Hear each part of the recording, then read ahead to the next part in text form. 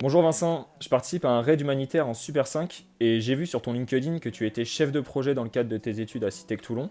Du coup, j'ai deux trois questions à te poser. Est-ce que tu as du temps à me consacrer, s'il te plaît? Salut Valentin. Ouais, carrément, ça me ferait ultra plaisir et ouais, j'ai bien fait ça, ouais. Brièvement, je voulais savoir comment on démonte un différentiel et un embrayage. Alors c'est très simple, on a fait une vidéo, je peux te la montrer si tu veux. Et avec mon responsable démontage, Valentin, on a procédé à trois étapes. Alors tout d'abord, en fait, il faut séparer le bloc boîte de vitesse du bloc moteur. Ensuite, tu dois enlever l'embrayage de ce même bloc moteur. Et enfin, tu enlèves le différentiel du bloc boîte de vitesse. C'est tout simple. Ok, merci beaucoup. Et je voulais savoir, est-ce que tu as un responsable embrayage? Ouais, carrément, c'est Pauline. C'est elle qui gère ça. Ouais. Bah, je l'ajoute tout de suite à la conversation, reste connecté. Bonjour Pauline, je voulais savoir, il est constitué de quoi cet embrayage? Viens, je vais te montrer. Tout d'abord, le volant d'inertie va apparaître. C'est lui qui est relié au bloc moteur. Ensuite, il y a le disque. Celui-ci n'a pas été simple à modéliser car il est composé de différentes parties. Ensuite, il y a le plateau de pression et les pattes, le diaphragme et pour finir le couvercle. Afin de lancer la vidéo, nous avons rajouté la transmission qui est reliée à la boîte de vitesse. Et je voulais savoir, est-ce que vous avez réalisé une étude poussée de cet embrayage? Oui, je t'emmène voir Mathias, le responsable modélisation. Bonjour Mathias, mon embrayage est abîmé et je voulais savoir quel embrayage je dois acheter.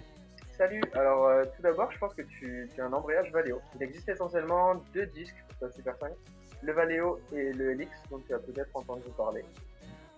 Si tu veux, je peux te montrer les résultats de mes simulations sur Katia qui comparent en fait les deux disques.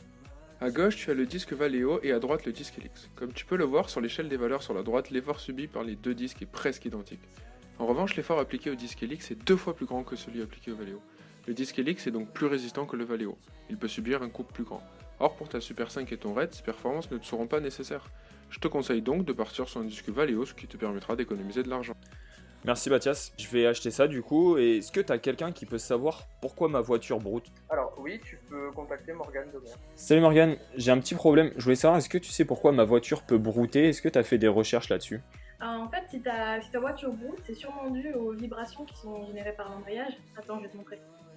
Le système qui diminue les vibrations dans l'embrayage est l'amortisseur. Et d'après notre étude, si sa fréquence de vibration est inférieure à la fréquence de résonance du disque, alors tu ne devrais pas avoir de broutement. D'après nos calculs, la fréquence de ton amortisseur devrait être de 24 Hz.